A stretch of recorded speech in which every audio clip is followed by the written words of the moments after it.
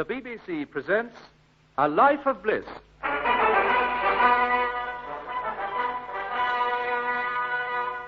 Being the biography of a bachelor, with Diana Churchill, Colin Gordon, Barry K. Barnes, Gwen Cherrill, Terence Alexander, Nan Kenway, and Percy Edwards. Another chapter in the life of that shy young man, David Alexander Bliss, known to us as George Cole.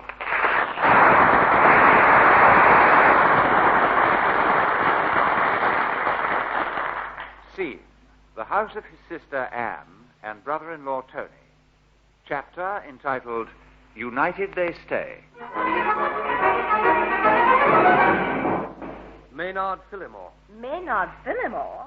Sounds very impressive. Who is he, David? Well, for the next few weeks, my general manager. He's been sent down by head office to take over till old Hood gets back. Oh, yes, of course, you told us he's ill at the moment, isn't he? Yes, with jaundice. Poor old lad. How is he now? Well, according to Mrs. Hood on the phone yesterday, making excellent progress. Oh, good. Temperature almost normal, but he was complaining of a terrible headache. Why, what was he saying about you? I might have guessed that was coming. Poppet. I seem to remember last time he was ill, they made you general manager. That's right, for a whole month. What stopped them doing the same thing this time? Had a guess last time. Actually, I know the reason. I had a letter about it. What, from head office? Yes, jolly nice one, too. They feel I've got enough to do running the branch office because, and here I quote from memory, the volume of business has increased substantially since your inception. A fact noted here with some satisfaction. Good for you. Very good. But you know, I can never understand why you businessmen can't use simple words. People might get the idea that our job was simple. At least that's honest. Who's going to finish up my nice apple pie? No more for me. Or me. I've had a wonderful lunch. Shall I give it to Psyche? Oh, dogs shouldn't have sweet things, really. Still, just this once. You think she'll like it? Oh, good gracious, yes. She'll eat anything. That's not very complimentary to my cooking. Psyche. I've got something for you. There. I'll go and get the coffee. You're in a hurry to get back, aren't you, Poppy? David? No, I'm sorry. Yes, I am, but not enough to miss coffee. Oh, right. You know, I was just thinking, it's odd how one's attitude towards people changes. Good gracious, what prompted that? Well, talking about the last time old Hood was ill. It's only a year or so ago, yet I remember being, well, almost glad in a way. Of the respite? Exactly. I was terrified of him in those days, and I didn't understand him at all. But now? I'm still terrified, but I understand him better. I've got a feeling he understands me a little better, too. Oh, that goes without saying. You really think so? Definitely. Oh, that's nice to hear. Study it for long enough, and even Greek becomes intelligible. Seriously, though, having started off so badly, it does seem odd that we've, well, grown together. Oh, not really, you know. Time mellows. Well, that's true enough. And despite what they say, familiarity breeds contempt. I say, that's rather neat. Yes, I thought so. That goes without saying. Oh, getting your own back, eh? Well, definitely. Mind you, you're right. That goes without saying. Oh, for instance... Let's get away from the table and sit in comfort. Oh, all right. Oh, but take Zoe, for instance. Zoe? Well, let's face it, I've known her for quite a time now. So? Well, I'm familiar with her. Well, I doubt it, knowing you. Doubt what? If you're familiar. Well, that doesn't make sense, surely. Why? Well, how can you possibly know someone for a long time without getting familiar? I don't know, but you've managed it for years.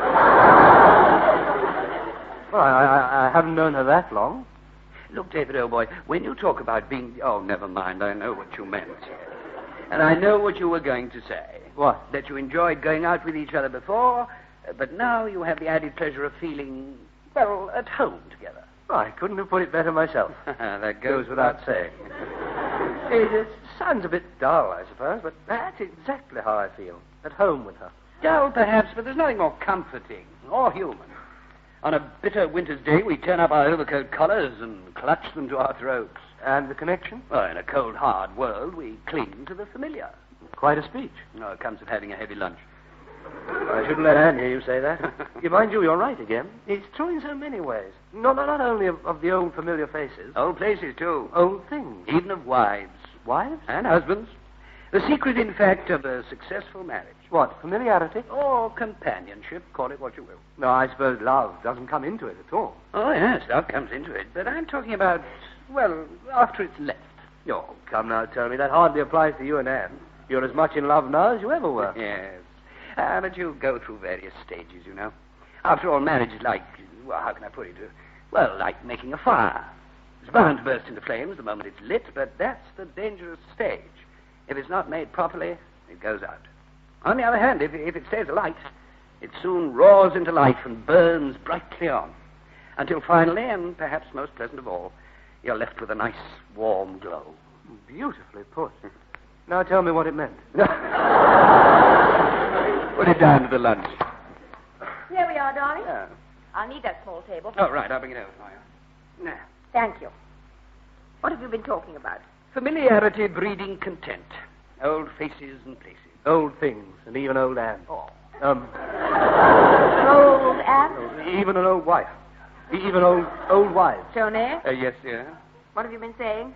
Well, if you must know that marriage is like making a fire. If it's not made properly, it soon goes out. Now, but once alight, as in our case, it burns brightly on. Until finally you're left with a dying ember. So Tony said I was a dying ember. Tony said nothing of the sort. There's one thing about it, our marriage must be successful. Why? To have withstood the ravages of David. There's something in there. How did you come to be talking about it? Well, it started with old Hood, oddly enough. What's this new chap like? Maynard... Phillimore. I hadn't seen him yet. He only turned up yesterday. I thought Hood had been away for a week. Yes, but the general manager's chair has been vacant. You'll have to be going soon. Your bags of time yet. Why the hurry? Well, I've been summoned to meet him. Who, Phillimore? Yes. Still, judging by what I've heard, he's a fairly decent chap.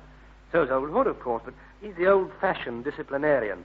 I gather Phillimore's quite the reverse. In what way? Oh, hates any formalities. Proved that the moment he arrived, apparently. How? Called his secretary by a Christian name. Invented a nickname for the office boy. Stopped to have a chat with old Potter. Told him Potter? One of the clerks. Oh. Told him a joke and ended up by slapping him on the back. Oh, dear. Why, oh dear? Well, take my tip. Tread warily. You'll get the type of boss who acts like one of the boys, but just let one of the boys get out of line. And then? One less boy.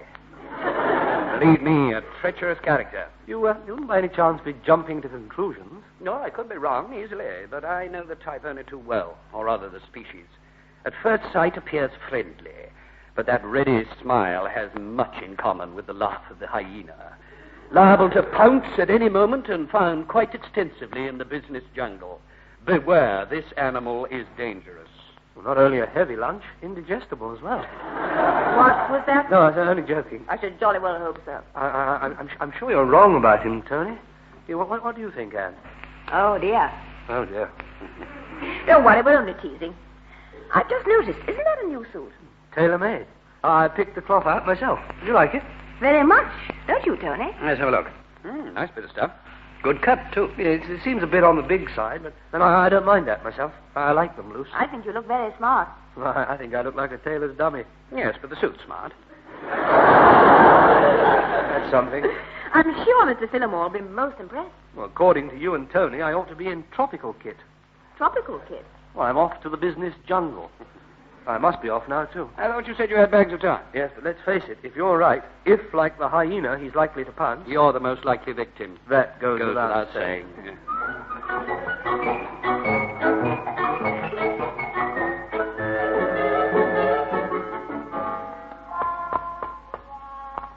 Come on. Good afternoon, sir. Bliss? Yes. Maynard Phillimore. How do you do? Now, don't stand on ceremony, old boy. Park yourself down and help yourself to a cigarette. No, thank you, sir. I don't smoke. And you can cut out all that sir nonsense, too. My name's Maynard. Yours? Bliss. Christian name. Maynard. Oh, David. Oh, yes. So it says here. Don't hold with all this card indexing stuff and stuff. Still, let's have a deco. Now, David Bliss. So far, so good. Manager, Farley Road Branch. Secretary, Marcia Hammond. Oh, any good? Who? Marcia? Oh, very good. Not too good, I hope. Well, excellent. From what angle? Well, every angle. Oh, I see what you mean. Nice bit of stuff, eh? Nice bit of... Oh, well, yes, I picked it out myself. Yes, I bet you did. Tailor-made. All the right measurements, eh? Well, a bit on the big side, actually. Then I don't mind that myself. I like them loose. There's nothing like admitting it. Well, not as loose as all that, but I like to feel free to move. Oh. I mean, don't we all? I must say, I think it's well cut. Well cut. Well, I don't think it's as bad as all that. I think we're at cross purposes. I'm talking about your secretary. About my secretary? What were you talking about? My tropical kit. Shoot. Well, how did your tropical kit get into it? I must be feeling the heat. Well, don't tell me you're nervous. Well, naturally. Naturally, why? Well, meeting you for the first time. After all, you are the jungle manager. the business hyena. Laughing general. General manager. Have you been drinking, old boy? I don't drink. You don't? No. Well, I should start. You never know. It might help. Right, now down to work. I've got a file of yours here. A bloke called Jarvis owes us a lot of lolly. To be precise, £3,000. Yes, I know. Yeah, it's been owing for 6 months. Won't do, old boy, won't do. You'd better send him the usual little chitty. Our money or your life. Give him till the end of the month. Well, I doubt if he'll be able to manage it by then. He's having rather a difficult time at the moment. Yes, well, if he doesn't cough up, we'll have to go for him. Well, I'm sure he'll pay as soon as he can. He's never let us down before. There's a first time for everything. Look, sir, I've already had a word with Mr. Hood about it. No, Hood's away at the moment, Bliss. Sorry. Well, only pulling your leg, of course. You leave old Hood to me. Used to work with him years ago, at head office. Do you know what we christened him? The old Growler. Aptly named, eh? I get on rather well with him myself. There's a first time for everything. Yeah, about Mr. Jarvis. Well, we've settled all that. Here, take the file. Afraid I'll have to put you out now, boy. Cheerio, boy. Nice to meet you. Goodbye, sir. Oh, David. Yes, sir? You must let me know the name of your tailor.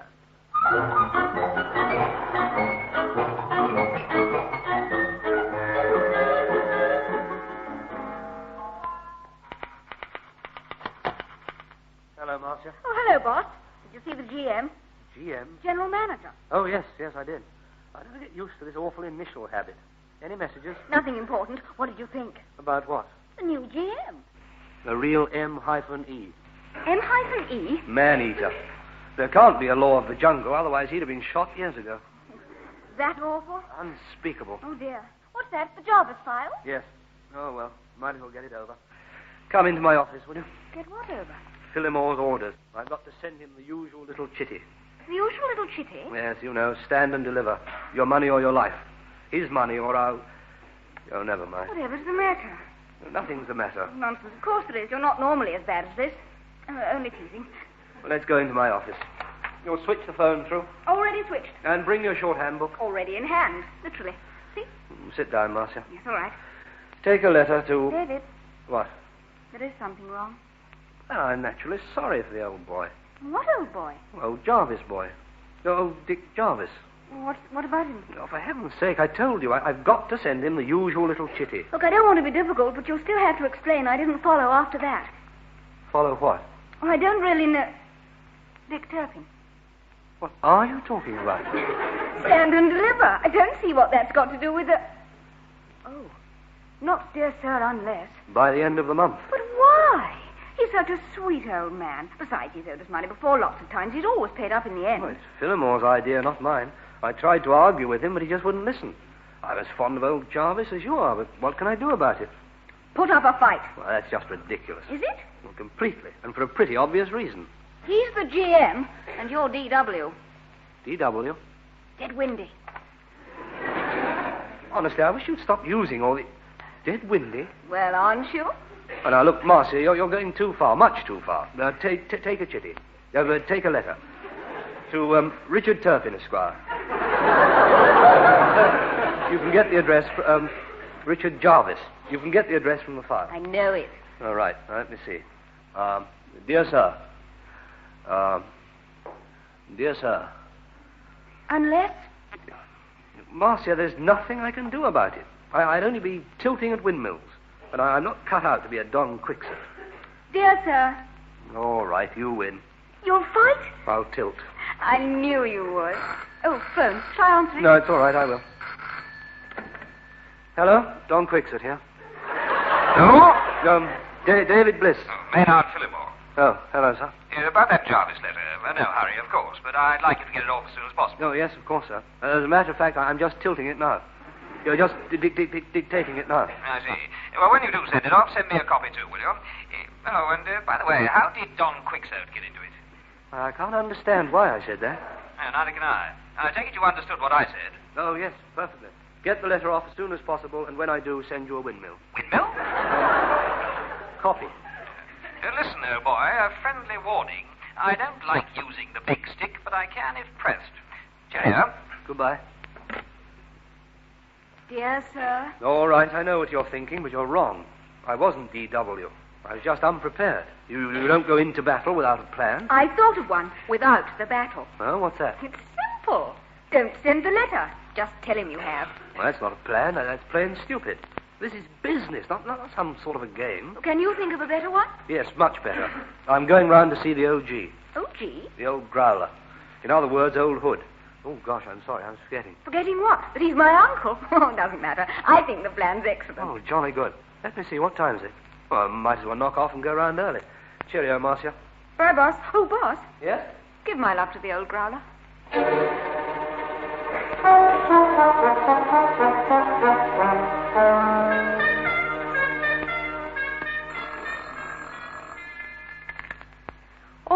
All right. Just coming. Hello, Mrs. Hood. Oh, hello, David. Come in. Thank you. Now, how's the invalid today? Better. Oh, good. Yeah, has he still got a temperature? Oh, only slight. It's down to 99 now. Oh, that's wonderful. Yes, but believe me, if nuisance value could be measured in degrees, he'd be at least 109. I'm sure you don't mean that. David, if you knew how many times today he's had me running up and down those stairs, you'd know I was in no condition to make jokes. I'm expected to be housewife, wet nurse, nursing sister, and escalator all rolled into one. It must be tiring. I'm sorry if I sounded a little distraught, but he's such a baby when he's ill. I think most men are. For some babies are more difficult than others. Some are little demons, and I've got a full-size edition up there. Well, I still think we're all about as bad. I'll see you when you come down. Yes, all right. This one? Yes. Who is it? David Bliss. Oh, good heavens. Come in. Oh, hello, sir. And how's the demon today? How's the baby today? How's the little invalid? How are you feeling? Much worse now. Seriously, how are you feeling? Oh, not too bad, apart from headache. Slight temperature, that's all. Yes, I know. It's wonderful. Wonderful? But your temperature's 109. 109? 99. If you go on at this rate, you'll soon be your normal nuisance. Your normal self. I take it Mrs. Hood told you it was all right to come up here. Well, yes. That's grounds for divorce. Mental cruelty. Well, it's nice to see you, David. Well, it's nice to see you, sir. And how are things at the office? Well, to tell you the truth, there's something I want to talk to you about. I know this is hardly a moment, but it happens to be urgent. Go ahead. Well, it's about old Dick Jarvis. I don't know if you remember the position, but I mentioned it once before. Jarvis, £3,000, company investment, repayable August the 16th last year. About 6 months ago. Oh, you do remember it. Vaguely. And the trouble? Mr. Phillimore says I'm only to give him till the end of the month to pay up. Oh, does he indeed? Yes, and I'm not only supposed to be sending off a letter, I've got to send him a copy as well. I see. I'm quite prepared to do battle, but I don't really see where it would get us. Out on our ears, the pair of us. Well, me perhaps, but not you. That's just where you're wrong. He's more interested in my job than yours. And this is his first move, a cunning one at that. It wouldn't look too good at head office. Why? Oh, for the love of Mike, why do you think? Use your head, man. Well, I still don't see... Oh, never mind. We'll use mine. It's quicker. If Jarvis goes broke, I've made an error of judgment in trusting him. Oh, dear, yes, I see it now. Well, what on earth can we do? Simple. Send him his copy. Don't send the letter, but tell him you have. Good gracious. What? Well, that was Marcia's game. Yeah, Marcia's idea. I don't know what you're talking about. Well, she had the same stupid plan. Oh, not that it is stupid, but well, it does seem... More like a game than business. Yes. Well, that's where you're wrong again. Business is a game. And in all games, you get the type of person who's determined to win at all costs, even if it costs somebody else's job. Oh, gosh, I think that's a terrible trick. And it's not going to be easy to trump it. He's holding all the cards. Only one thing to do. Play for time. Send him his copy. Don't send the letter, but tell him I have. Aye, and don't tell anybody else anything. Not a soul. Not even Marcia. Keep it entirely to yourself. Do you understand? Understood. I know exactly what she'll think. That I'm D.W. again. D.W.? You're dead windy. She started this awful initial habit, and it seems to be catching. Oh, by the way, she sent her love to the O.G. O.G.? The old... I forget what the G stood for now. Let me think. I can only think of growler. Yeah, I'm trying to think of something else. I know it wasn't that. Well, I know it was, and I know who you got it from. Who? Old Full of Gas. What else did he tell you about it? Nothing, really. Only that you worked... Full of gas? That's what we used to call him. Aptly named. Aye, very. He's a real WB. WB? A windbag. Have your medicine, dear? Oh, is it? Well, time I was going, too. Well, it was nice of you to come round and see me. Cheerio, David. Cheerio, sir.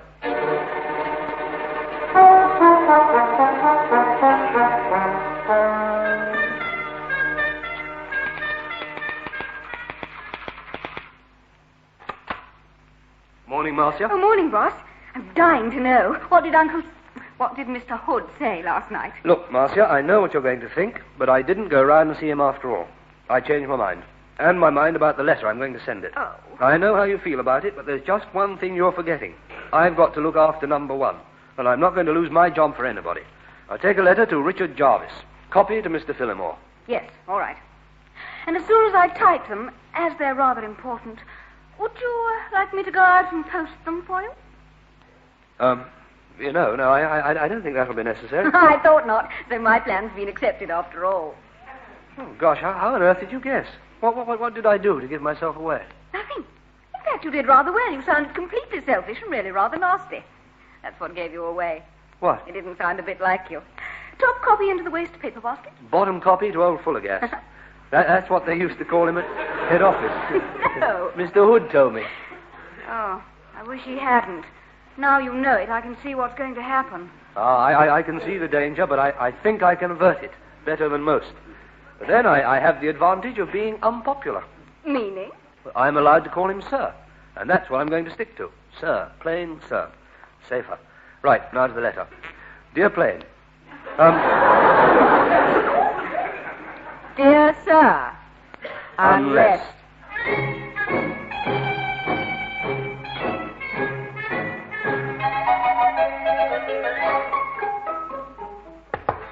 Come in.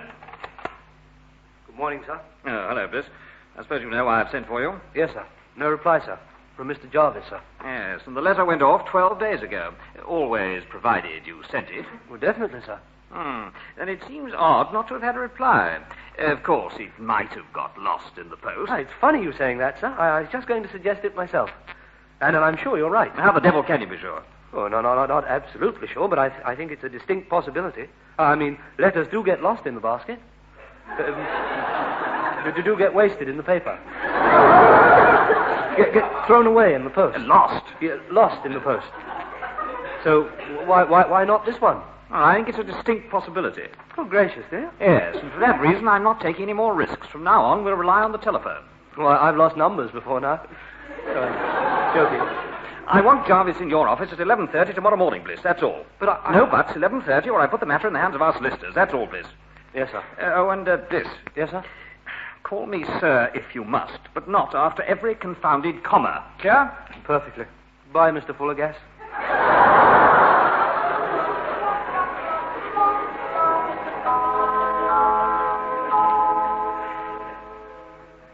Out of work.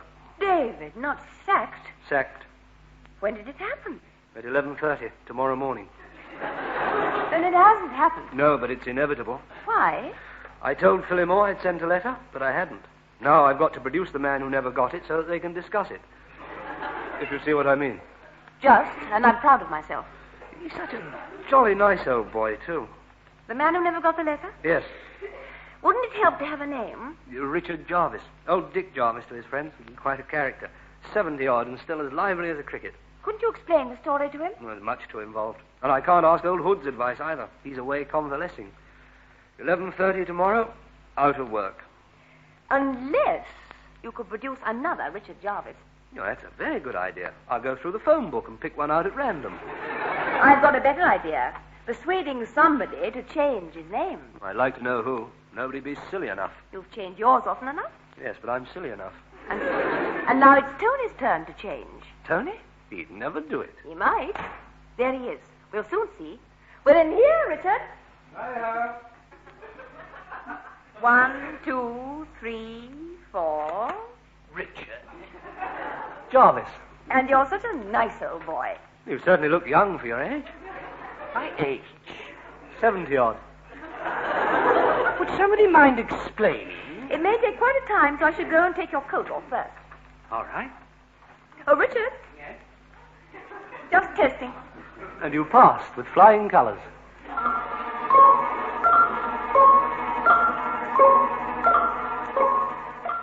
Tony? Due here at 11:30 under the assumed name of Richard Jarvis. Wow. I never thought he'd do it, but he seemed to think it might be fun. We've arranged what he's going to say. In fact, everything's fixed. Ah, except that he doesn't look 70. Oh, near enough. Yeah. Philemore's never seen Jarvis, so it doesn't matter. Anyway, he doesn't think of him as a person, just a file. Time now? 11:25. Somebody in the outer office. Morning, Bliss. Oh, morning, sir. I won't be needing you, Marcia. Oh, right, sir. Did you ring Jarvis yesterday morning and arrange this meeting? Yes, sir. Sure. Positive. Why? I was introduced to him last night. You were? Discovered we were members of the same club, and he'd heard nothing of this meeting. Mr. Jarvis. Morning. Morning, Des. Now, you must be Maynard Phillimore, huh? David here gave me a tinkle yesterday and suggested meeting so we could thrash this thing out. I'll be in touch with you later on, Bliss. Yes, sir. Something go wrong? Everything. And I know what's going to happen when he gets in touch with me, too. What? The inevitable.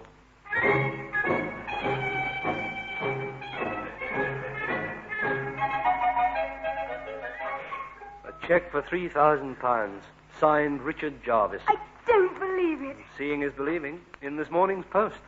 And you know what that means? What? I lost my job for nothing. Absolutely nothing.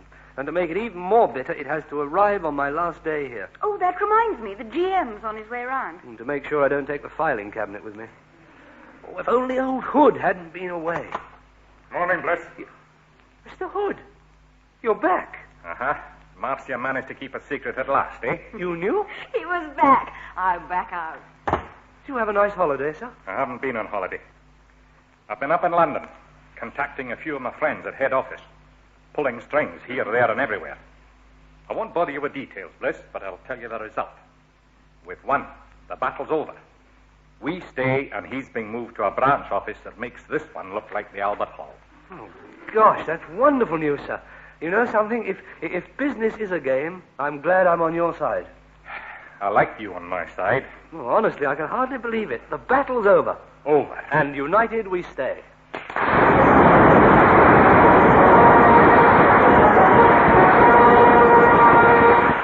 In A Life of Bliss this week, the artists taking part were David Bliss, George Cole, Anne Fellows, Diana Churchill, Tony Fellows, Colin Gordon, Psyche the dog, Percy Edwards, Mr. Hood, Barry K. Barnes, Mrs. Hood, Nan Kenway, Maynard Phillimore, Terence Alexander, and Marcia Hammond, Gwen Cherrill.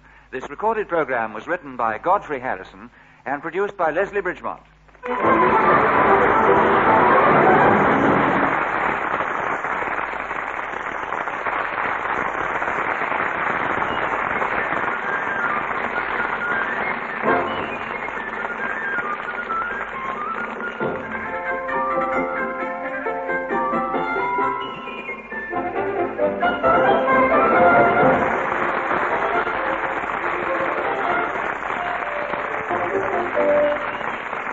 A Life of Bliss was presented by the BBC.